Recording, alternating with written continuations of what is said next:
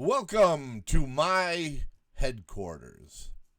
This is Throwback Thursday, and today's video is going to be all about food, snacks, or food from the 80s that we wish we had back, or so says this video. We're going to be listening to the video as well, because it's not like the Would You Rather thing where we have to play the audio for that or whatever. If there was music, I don't even know, to be honest with you, if there was music being played during the choices you had to make, or I think it was actually someone reading the two choices and some music. I muted it, so I really don't remember or know what was there. But this one, I think we're going to listen to them talk. Because they're going to be talking about products, and it's not just going to be, pictures and stuff. So let's get right into it. This is, and I believe it's 20 foods or snacks from the 80s that either we don't have anymore, or I think they said that we want back. But I don't know. Let's go check it out and see. I've started already a little bit. Because I paused it here where exactly I want it to be. So this is like their intro, and I think, like I said, 20 foods or whatever. But here we go. So join us as we explore the 20 famous snacks from the 1980s that we want back. Jell-O. All right, so I guess it's what we want back. And as you can see, there's our old friend Bill Cosby. So this is, and he's old, the Jell-O Pops. Yeah, let's get into the video and we'll talk about it. But yeah, I loved these things as a kid. Pudding Pops were a beloved frozen snack in the 1970s, offering the creamy goodness of Jell-O pudding on a... I'm going to pause it for a second because in case anybody does watch this and then they might comment below, wait a minute, didn't they just say 70s? But I thought this was 80s food. Well, it was a snack that, so it came before the 80s. We did enjoy it during the 80s, probably more so in the 80s than the 70s. I think we enjoyed it because of our old friend, Mr. Bill Cosby. And I'm okay with that if it came out in the 70s. It is something we enjoyed in the 80s. Let's watch more of Bill and his Jell-O Pudding Pops. These treats quickly became a favorite, with sales reaching $100 million in the... Just a thought. I'm sorry, I don't mean to keep pausing, but just a thought. Because this is back then, 70s and 80s when he was drugging women and touching them. You think he ever did anything dirty with a popsicle? With a Jell-O pudding pop when he had one of them girls all drugged up? Just a thought, just wondering. Let me know down in the comments, because we're not here to discuss what dirty acts Bill Cosby performed, if any, with a Jell-O pudding pop. But it is something to think about. But we're not here to talk about that. We can talk about that in the comments below. Let me know if you think anything weird or like that happened. It was the 70s and the 80s, for that matter. But anyway, back to the Jell-O pudding pops. First year alone. However, despite their popularity, Jell-O ceased production of their pudding pops in 2004. The decision stemmed from various factors, primarily related to production costs and logistical challenges. Jell-O was not equipped to handle frozen foods manufacturing efficiently, leading to high expenses associated with production and storage. As a result, the company licensed the brand name to Popsicle, hoping to continue offering the beloved treat. However, Popsicle's version of the pudding pop, introduced in 2004, differed in shape and flavor, failing to capture the essence of the original and ultimately lacking consumer demand. Consequently, Popsicle discontinued production of the pudding pops around... See, the way he was licking that, he could have put it, done something dirty with it. I don't know, I'm just saying. I don't know, I wasn't there. I'm not making any allegations. I'm just saying it's a possibility. And I don't know. Anyway. 2010, marking the end of store-bought pudding pops. Despite their extinction, hope remains for fans of the classic treat, as an official recipe is available online for recreating the experience at home. As the last Jell-O pudding pop melts away into history, what happened to other iconic snacks? Yes. Let's dive into the Dunkaroos chapter to unveil another nostalgic treat's journey through time. Dunkaroos is the cookie you dunk for as much frosting as you want. And here with their dazzling dunks, the Dunkaroos All-Stars. Dunkaroos are a type of snack made by Betty Crocker that came out in 1990. They're a fun treat. What? Did he just say they came out in 1990? Well, then what the fuck are they doing on an 80s snack food? Right? Didn't the beginning of this video say 1980s snack foods we want back? Okay. All right, wait a minute. Because we're going to get into this now. Because I have no problem with the pudding pops being in the 70s because they ran through the 80s. So we enjoyed them. And like I said, I think they were bigger in the 80s than they were in the 70s. But Dunkaroos completely missed the fucking 80s. They didn't start until the 90s. So how is this in an 80s video of food and candy or a snack, whatever? How is this in an 80s video? It didn't come out till after the decade. Oh, my God. Well, I don't even know. I want to skip it, but I can't. We got to watch stupid Dunkaroos. That's not made an up 80s of little food. Cookies and some frosting. You're supposed to dip the bit. cookies in the frosting before This eating, is like dunking cookies Oh, in my milk. God. Let me see Each if they pack if has you about catch 10 that, cookies and or a what they small have to cube say. of frosting. In 2012, Dunkaroos were stopped in the United States but kept going in Canada. Doesn't matter. They're not Then an in 80s 2020, food. they came back with a twist. The cookies now come in different shapes, like a circle with a big D in the middle, little feet, a mascot You in can different dunk poses, your, and look at even this. a You can now dunk your big D and eat it. This is so stupid. You know, I didn't even realize this was. You know what? hot Fuck air balloon. Dunkaroos. These new shapes add We're going to go forward because Platters taste better. those are even a hot air balloon. Yeah. These new shapes not add an more 80s fun food. to the You said snack. they started in So the if you're in 90s. Canada or lucky enough to find them somewhere else, you can enjoy Dunkaroos all over again, Fuck but with new Dunkaroos. shapes to Anyways, dunk. come on, what's the Platters next taste one? better. There we go. Rich cheese spreads around your mouth and melts. Planters taste better, cheesier. Planters cheese balls, a beloved cheesy snack since the 1980s, remains a cherished treat with its nostalgic Yes, they are from charm. the 80s. The vibrant orange hue of these snacks is livelier than any other, Oh, my God. making even the president's skin I remember how greasy the inside of that can was when you got down. I mean, it probably in a bag. It's still greasy, but I mean, that Planters can. Oh, my God, but those were I still to this day love cheese balls. I think they went away for a little bit, but then they came back and different people tried making them, and now cheese balls are goddamn Jesus Christ. Cheese balls are everywhere. But yeah, that is one of my go-to tone snacks. pale in Love cheese comparison. balls. Packaged in a resealable canister, they promise to preserve their unique and delicious cheesy taste for the perfect movie night snack. The joy these little balls bring is unmatched, salty, cheesy, and utterly delightful. A serving of 37 balls takes you on a trip down memory lane to the iconic 90s, a time when these snacks were discontinued in 2006. Okay, see, I thought they Thankfully, were, in July 2018, Planters responded but I thought they were discontinued before that. See, I don't know. I'm bad with time. What are we, 2024? Maybe it could. See, I thought it was before 2006, like you couldn't find them, but I don't know. Maybe that was just up here. Maybe down south or out west, they still had them. More, I don't know. Living in New York, who the fuck knows what these governors and these fucking politicians do and they get rid of for whatever reason. Oh, anyway. to fans' petitions by bringing back this iconic snack, Yes. Oh, albeit thank for God a they limited brought it back. time, reigniting the joy for cheese ball Even the cheap ones. You know, instead of muting it, instead of pausing it, maybe I'll just enthusiasts mute it. everywhere. Now, Squeeze-Its black bottles have new mystery flavors, but only the back panel can tell you what they are. Squeeze-It was a fruity juice created by General Mills and sold from 1985 to mid-2001, with brief comebacks from 2006 to 2007 and from 2011 to 2012. The drink was packaged in a plastic bottle that you had to squeeze to get the juice out, which is how it got its name.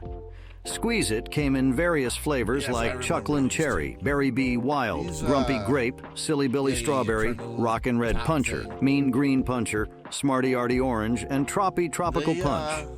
Each flavor had a unique character molded into the plastic bottle. There was even a special edition with color pellets that could change the drink's color. Limited-time mystery flavors came in black bottles, challenging drinkers to guess the flavor. Lifesavers Squeeze-It also joined the lineup, offering wild watermelon, blue raspberry, and tropical fruit varieties. Squeeze-It brought a playful and interactive twist to the world of fruit drinks with its creative packaging and diverse flavors.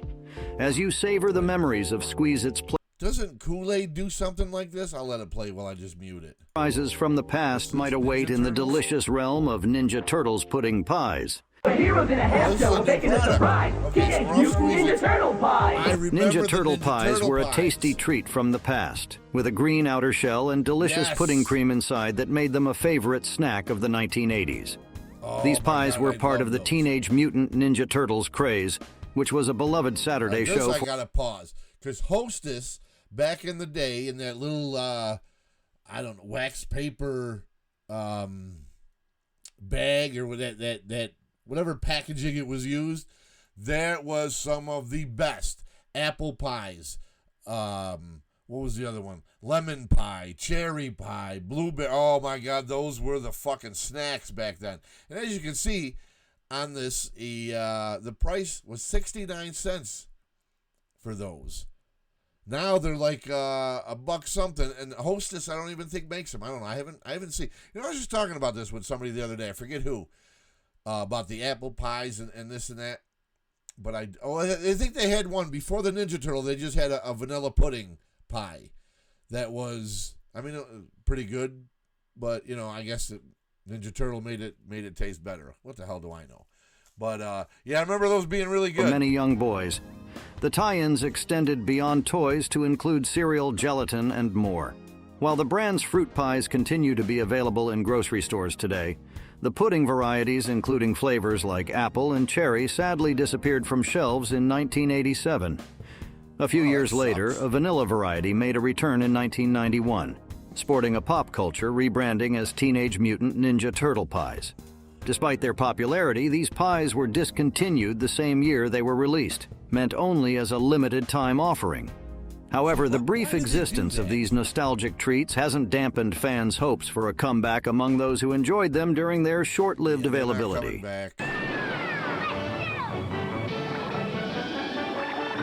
I remember these. Class dismissed. Shark Bites fruit snacks. You Shark gotta eat them Bites. before they eat you.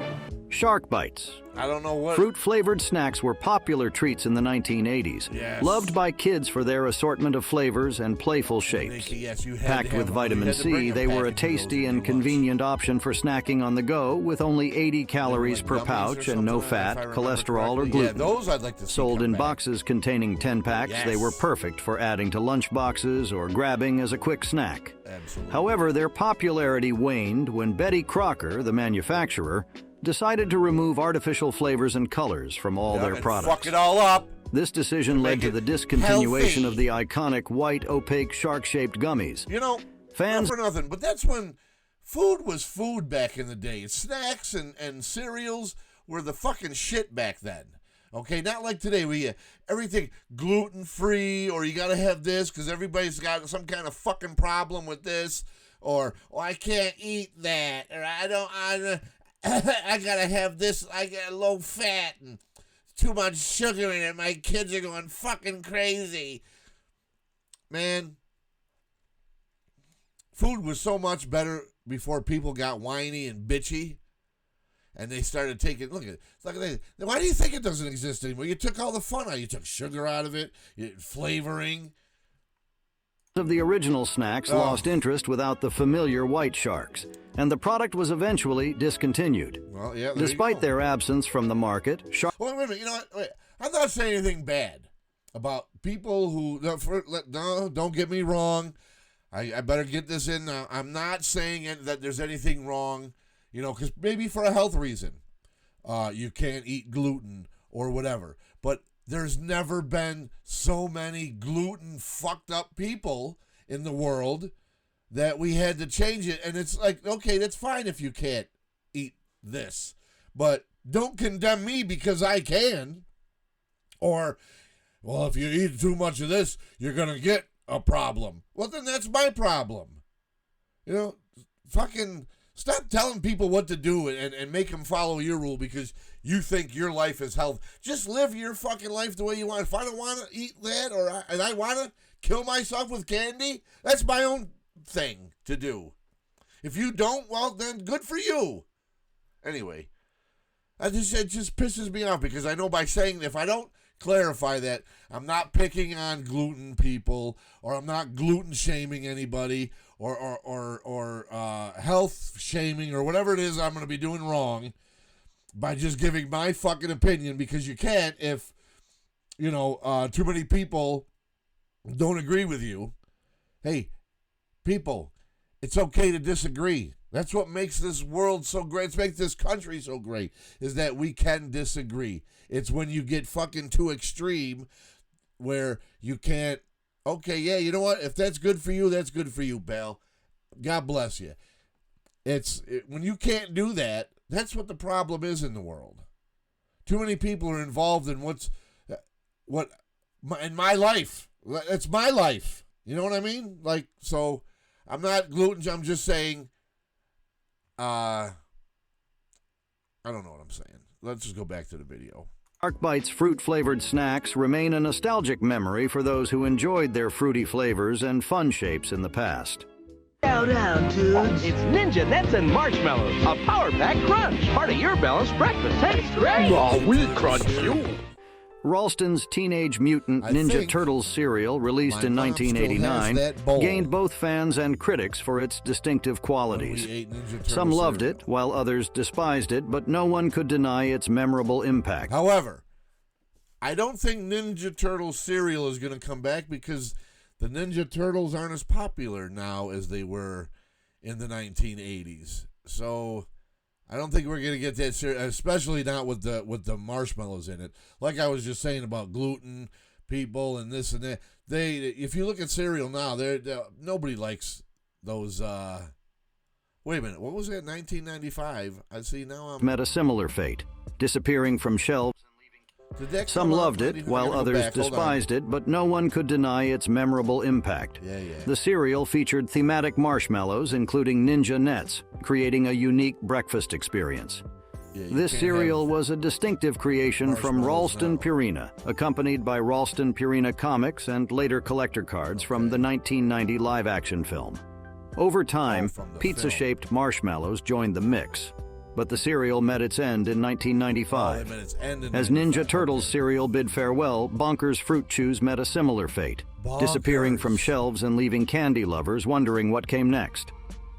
See, before we get into the Bonkers thing, like I was saying about marshmallows in cereal, a lot of cereals nowadays, you don't see the marshmallows, and a lot of the marshmallows that were in cereal before, they've taken out because, you know, again, people can't mind their own fucking business, and they got to go, oh, no, we can't have children. And they always use children as the scapegoat, or, you know, like we're doing something. If we get rid of this, we're saving the children from what?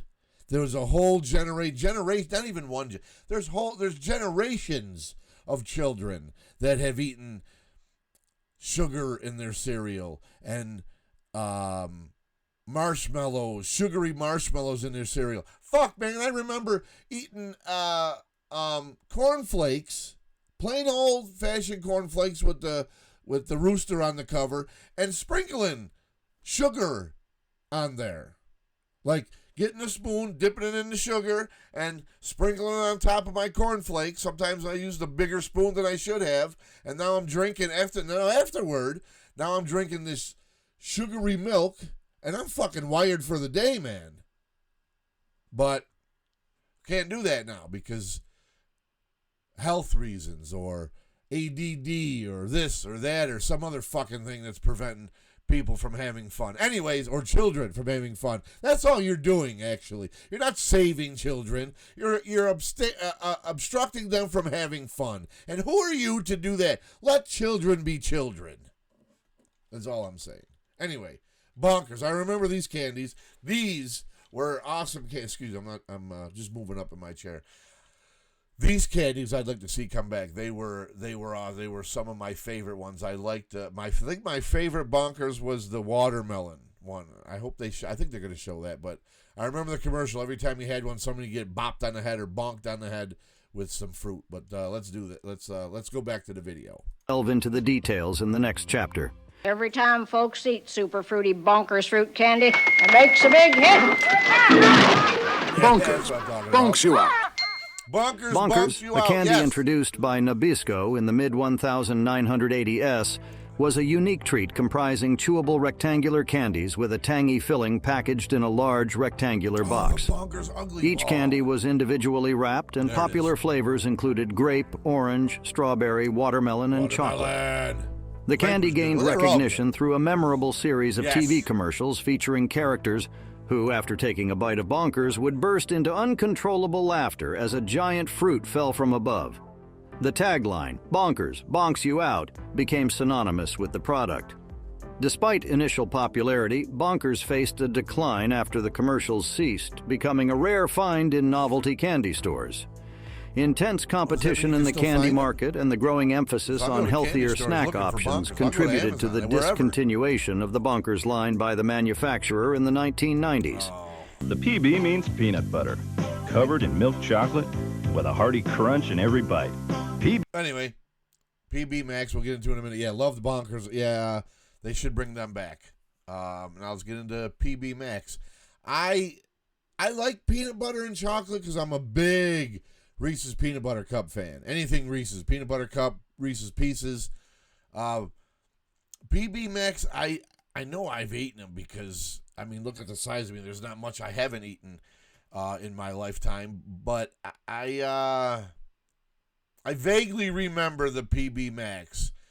But like I said, I'm a Reese's guy, so PB Max really wasn't the first thing I went to grab. It was more the Peanut Butter Cups or the Reese's Pieces. PB Max, we mean peanut butter. PB Max was a candy bar created by Mars in the late 1980s, but it is no longer available. To ensure the peanut butter stayed smooth and didn't separate, PB Max was sweetened with sugar and combined with hydrogenated vegetable oil in this sweet treat, which consisted of a square-shaped whole-grain cookie topped with creamy peanut butter, all coated in milk chocolate and sprinkled with crunchy round cookie pieces. The nutrition information on the label suggested a serving size of one piece, weighing 42 grams with 240 calories, 5 grams of protein, 20 grams of carbohydrates, and 16 grams of fat. In its advertising, PB Max clarified that the PB in its name stood for peanut butter, not for various other possibilities like piggy banks, polka bands, or parachuting buffaloes. Despite its interesting combination of ingredients and playful marketing, former Mars executive Alfred Poe said that PB Max was stopped because the Mars family didn't like peanut butter, even though it made $50 million in sales. How stupid. As PB Max bids a sweet farewell, the taste buds yearn for exploration. Fuck PB What Max. vanished snack like Magic Middles left a nation craving answers in 2011? Magic Middles was a snack loved by many. It was a special cookie that caught people's attention and became really popular. When it first came out, everyone wanted it in their lunch boxes. The cookie was made of shortbread with either gooey fudge or peanut butter inside. People of all ages couldn't get enough of it and would rush to buy it from stores all over the country. Those were really good too. The company that made Magic Middles, Keebler, saw how much people liked it and decided to make a smaller version called Mini Middles. Even though Magic Middles was a big hit, something strange happened in 2011. Oh boy. They suddenly disappeared from all the stores, and nobody knew why. It was a mystery that left fans disappointed and wondering what happened to their favorite snack. Do you recall the times when you could pour powdered bubble gum into your mouth and instantly have a big piece of gum? That's what made the Hubba Bubba Bubble Jug special. Yes. Even though the tropical fruit taste didn't stick around for long, it was no problem. If you wanted more, you just had to add more powder. Regrettably, today's kids won't have the chance to enjoy this one-of-a-kind candy because it's no longer available on store shelves. The joy of transforming powder into a delicious chewy treat is a memory of the past, and the fleeting tropical flavor is a nostalgic reminder of a simpler time.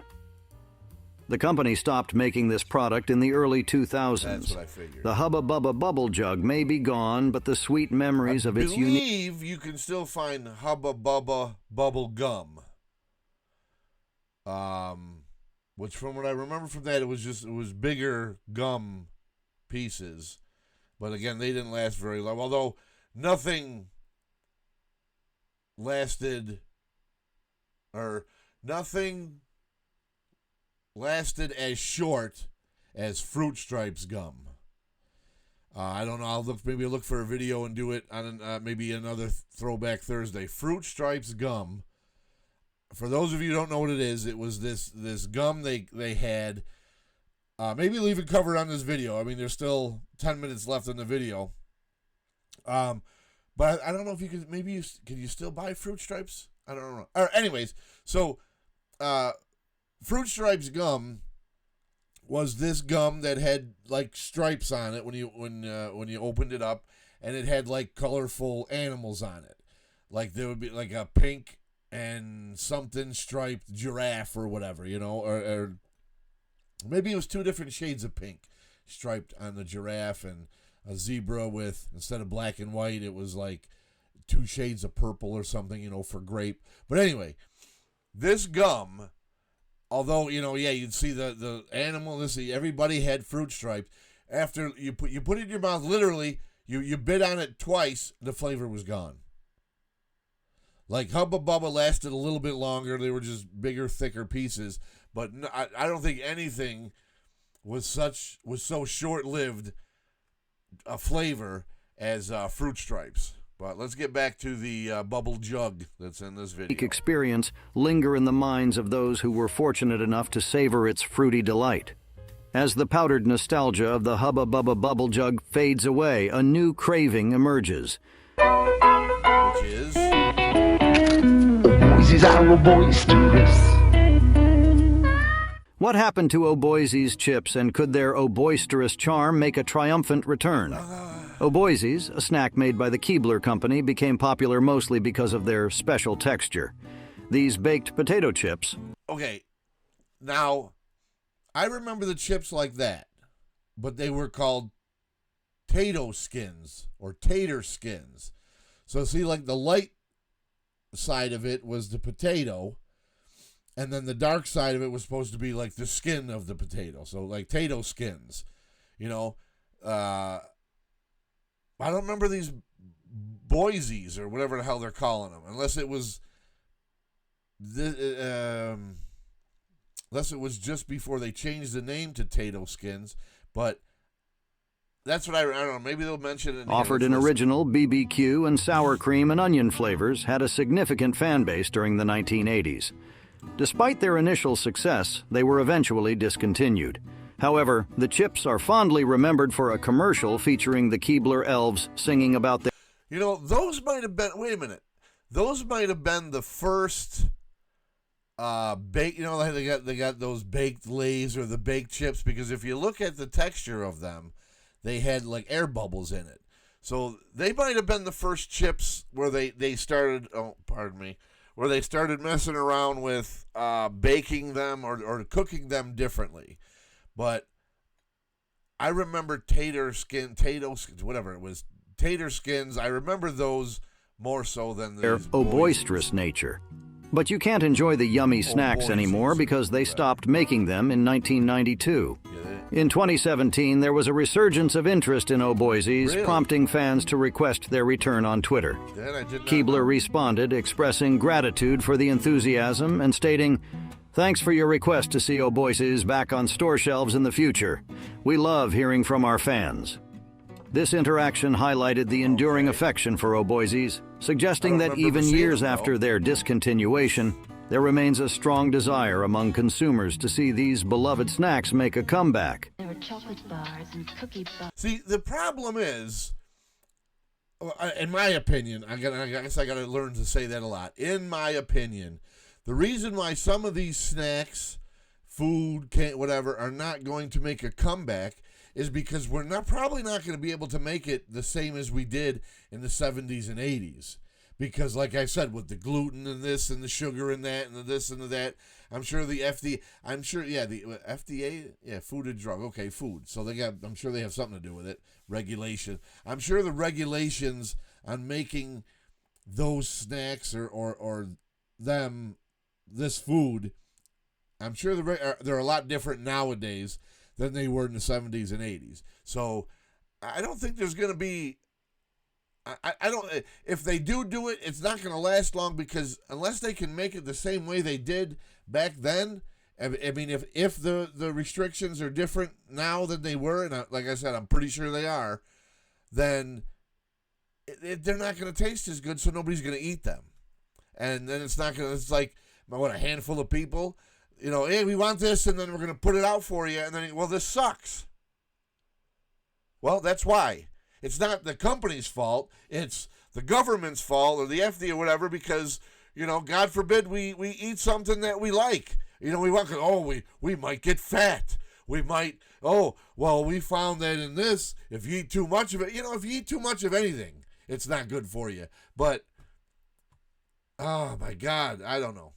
I'm just saying, I think that's why it won't work nowadays, because I think the restrictions are different. But I don't know that for a fact. I didn't research anything. I'm just saying, if any of these companies do come back with anything because of Twitter or, I've been waiting. Look, one of my favorite drinks, not from the 80s, but from the 90s, is Surge Soda. It came out by Coca-Cola, and it was Coke's version of like Mountain Dew. I mean, I know Coke's got the mellow yellow, and that's more closer to the Mountain Dew thing. But this Surge wasn't an energy drink. It was just called Surge. And I love this shit. I drank the shit out of Surge. And it came back for a little bit. And I think you can still find it in certain places around the country. But here in New York, no, I haven't seen it anywhere much. But they just came back with, the big cans. They didn't do like the 2 liters and everything that they were doing. Just the oversized can, not the small 12-ounce cans, but the 16-ounce, I guess it is, 20-ounce cans, 16-ounce cans. But again, I mean, it tasted the same, so I mean, we were good there. But if there's not enough interest, they'll put it out. But if it's not good, or there's only a handful of people that want it, they're going to pull it again, because if it's not making, I mean, that's what it's all about nowadays. If it ain't making money, pull it. But anyway, let's get into the next one here. And, somebody's on the phone, but I'll have to get it later. Bar None is a chocolate candy bar that has been around since the 1980s.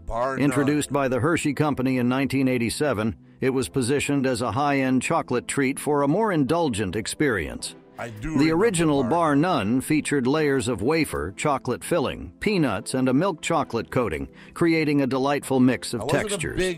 Crunchy wafer and nutty filling wrapped in smooth milk chocolate. Quickly gaining pop. It wasn't one of my go-to candies, because I'm a Reese's guy. I might have had it a few times, Bar None was discontinued in the early 1990s due to poor sales performance. It comes back. However, in 2004, it made a limited edition comeback, bringing back its beloved combination of wafer, chocolate, and peanuts. 2004. The availability of Bar None has since fluctuated. But again, if it's not made the same way, it's not going to have the same effect as it did before. So people aren't going to like it, and they're not going to come out and buy it, and they're just going to pull it again. Demands and trends in the candy industry. In the mid-1980s, PB Crisps emerged as a beloved snack, capturing the hearts of many with their unique and delightful taste. These crunchy peanut-shaped cookies were filled with luscious peanut butter creme, creating a snack experience like no other. Sadly, after a short 3-year run, Planters discontinued PB Crisps in 1995, leaving fans craving the distinctive flavor that set these treats apart. Despite the passage of many years, I'm just a peanut guy. I don't remember these at all. I wonder if I can. Die-hard fans are now rallying together, urging Planters. The sweet legacy of Reggie Bar steps onto the plate. Now rallying together, urging Planters to bring back this one. They're not going to bring it back. I mean, I don't. Like I said, I don't really remember it, but whatever. Now, this Reggie bar. Was it? Enthusiasts long for the come on return with of the PB PB Crisps already. to satisfy their cravings. Nobody remembers. Are they coming As the back? echoes of PB Crisps' vanished flavors Get linger, over it. the sweet legacy Reggie bar steps onto the plate. What delicious tales await in the chapters of this caramel chocolate saga? Reggie, the candy they named after. Now, yeah, this is a 70s thing. Reggie tastes pretty good. In 1978, during the Yankees' home opener against the Chicago White Sox on April 13th, something special took center stage, the debut of the Reggie bar. Yeah, but I think This sweet creation came to be after Reggie Jackson, while playing in Baltimore in 1976, declared that if he played in New York, they would name a candy bar after him. Taking up the challenge, Standard Brands introduced the Reggie bar, a circular treat comprising peanuts dipped in caramel and covered in chocolate. Originally dubbed the Wayne Bun and produced in Fort Wayne, Indiana, these bars were distributed to fans entering Yankee Stadium. The pivotal moment came when Jackson hit a home run, triggering a unique celebration. Fans joyfully threw Reggie bars onto the field as he returned to right field the following inning. Despite its brief existence, the Reggie bar left a sweet mark on baseball history, concluding its career in 1981. Today, kids enjoy fruit snacks just like they did in the 80s. How the hell? Hold on a second. All right, I get it. Oh, my God. All right. That's barely an 80s food right there. It came out in the 70s, and it discontinued in 1981. So what do we got 2 years of it, and it was probably bigger in New York than it was anywhere else in the country because it was a Reggie bar who he played for the Yankees, New York Yankees. I can't imagine the Reggie bar is going to sell well in fucking Colorado. I mean, they didn't have a team in the 70s, but again, I can't imagine the Reggie bar selling well in Indiana. You know what I mean? Or I highly doubt. I bet you the lowest numbers of the Reggie bar was in Boston, Massachusetts. And that I'm just saying, I mean, as a baseball fan, I mean, if you're a Red Sox fan, are you going to buy a Reggie Jackson bar? Probably not. And I'm not saying there aren't Yankee fans in Boston or in Massachusetts, but I think that again, that's one of them. I can't even fucking talk because it's got me so goddamn aggravated. This is one of those candies that shouldn't be in this list like the other one was in the beginning, those Dunkaroos that didn't come out until the 90s, so it completely missed the 80s. So how the fuck could I enjoyed it in the 80s and want it back if it didn't come out until the 90s? Secondly, this is something else that was a novelty thing, mainly for New York and maybe, us out here in the East. But to only last 2 years in the 80s, that shouldn't be on this list. This is so ridiculous, the Reggie bar. But these snacks have evolved a lot since the days of Fruit Wrinkles, which were first introduced in 1986. Fruit Wrinkles were pretty basic compared to today's options and didn't gain much popularity despite numerous commercials. They were marketed as a healthy alternative to sweeter snacks like fruit roll-ups, boasting natural ingredients, real fruit, and a good dose of vitamin C. However, their plainness and lack of novelty meant they didn't capture children's interest as much as other fruity snacks like fruit roll-ups did. Some suggest that Fruit Wrinkles' demise resulted from being more appealing to parents than kids and lacking excitement. Ultimately, with the diverse range of fruit snacks available today, Fruit Wrinkles likely wouldn't have endured the test of time. Okay, so what was this? Gator Drinks gum? ventured into chewing gum with Gator Gum in the 1980s. The idea behind it was to encourage saliva production and combat dehydration. Sold in lemon, lime, and orange flavors, mirroring Gatorade's initial drink offerings, Gator Gum faced an unfortunate end in 1989, leaving us curious about potential fruit punch gum, aligning with Gatorade's third flavor. The discontinuation stemmed from we got all sorts of now with Prime and vitamin water and what. I don't think Gator Gum's going to make a comeback, but I don't even remember. Despite the name change, Quench Gum continued promoting itself as a remedy for dry mouth during work. As we bid farewell to the flavorful legacy of Gator Gum, our taste buds tingle with anticipation. 4. Did Mickey's Parade Ice Pops offer a similarly nostalgic blend of childhood delight and innovation? There's something special about the mix of Disney magic and the sweet memories of enjoying ice cream. Instead of the famous Mickey premium bars, there were these vibrant popsicles that brought back childhood joy. I don't remember Shaped like the beloved Fab Five characters, Mickey Mouse, Minnie Mouse, Goofy, Donald Duck, and Daisy. These treats were a colorful delight. If you recall these, you likely have a favorite, whether it's the grape-flavored Donald Duck or the orange Minnie Mouse. Despite their distinctive shapes causing occasional mishaps like losing their heads or slipping off the stick, the fun they brought outweighed any inconvenience. Sold from ice cream trucks and frequently found in Disney parks, but they discontinued these yummy snacks in the early 2000s, leaving behind fond memories of the delightful combination of Disney and ice cream. Buckwheat cereal here captures that robust taste in flakes, toasted crisp with a snap of maple flavor. Buckwheats, a breakfast cereal made by General Mills in the United States, was popular from 1971 to the early 1980s. This boxed cereal featured toasted wheat flakes, initially incorporating buckwheat, and had a sweet maple-flavored glaze baked onto it. According to the cereal boxes from the 1980s, buckwheats was touted as highly nutritious, claiming to provide 100% of the minimum daily requirements for vitamins and iron. However, as time went on, changes were made to the cereal. The original maple glaze was replaced with a honey-flavored one, a move that didn't sit well with most customers. This alteration led to a decline in sales, and eventually... Summit cookie bars. They're chocolatey Summit with bars, wafers and crunchy peanuts sprinkled on top. In the early 1980s, Mars introduced Summit, a candy bar in the United States. Despite being labeled as cookie bars on the packaging and referred to as candy bars in some advertisements, Summit had a distinct composition. It comprised 2 wafers enveloped in peanuts and coated with chocolate. However, in 1983, Mars made changes, opting for individual foil wrapping and emphasizing a 30% increase in chocolate content. Despite these alterations, consumer feedback deemed the modifications more of a marketing gimmick than a substantial improvement. The revamped bar, now longer, thinner, and firmer, received only mediocre reviews, with a notable issue of the chocolate coating's susceptibility to melting. Eventually, they stopped making them in 1991. Even though people liked them, problems with storing them and their sensitivity to heat caused them to be discontinued.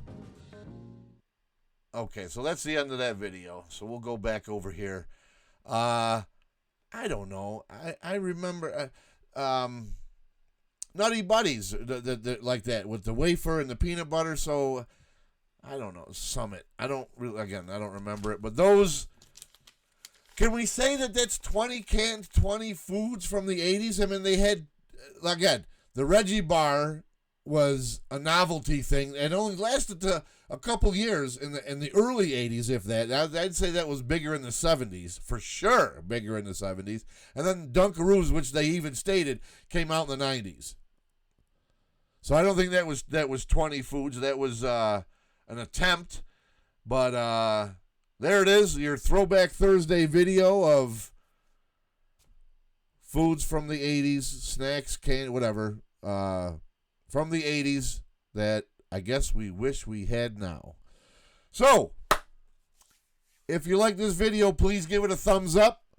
Subscribe to the channel. Hit that bell for all notifications. Again, I don't know how that happens if YouTube because I don't know if it's something I got to do. But everybody tells you to do it, so please comment anything down below. What was your favorite?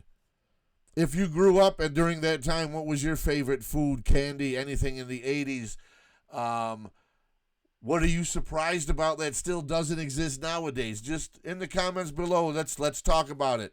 What do you like? What you don't like? What you'd like to see come back? And again, that Bill Cosby theory on did you think he did anything dirty with those pudding pops with any of those ladies? Anyway, we'll see. The next one be a Friday video, which what was Friday is Frightmare Fridays. So hopefully I can get out and watch a horror movie that's in the theaters. I know one that I definitely want to go see is Late Night with the Devil. We'll see if I can get out there. I'll give you a review on it. If not, I will have something else for you on Friday of some kind of scary movie review. And then maybe I'll record some videos over the weekend so we can get right into Miscellaneous Monday and Tuesday, Wednesday. So, next Wednesday, look forward to another Would You Rather video, and we'll be doing that. And I guess that's it. So I gotta come up with a sign off. You know what I need? I need theme music. I need a sign off. I need outro music when I'm done with the show. I need to come up with some kind of. All right. Well, we'll see you folks next week. Or no, not next week. We'll see you tomorrow, whenever. Because I can't just keep ending every show abruptly.